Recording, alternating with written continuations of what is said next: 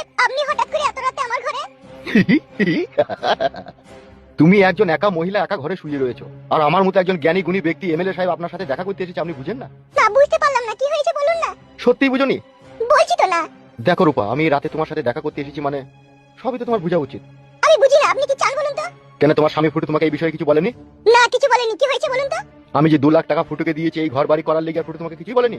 সে তো আমি জানি, আপনি 2 লাখ টাকা দিয়েছেন ঘর বাড়ি করার লেগে, কিন্তু এত রাতে কেন এসেছেন সেটা তো বলেনি।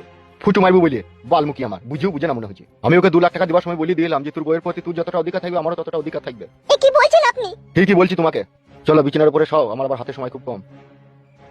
আমি শুভ না, আপনি চলে যান এখান থেকে। কি? হ্যাঁ হ্যাঁ, ঠিকই শুনেছেন, আপনি চলে যান, আমি শুভ না। তাহলে 2 লাখ টাকাটা আমি গান মারাই দিলাম নাকি বাড়ি ঘর করার লিগে?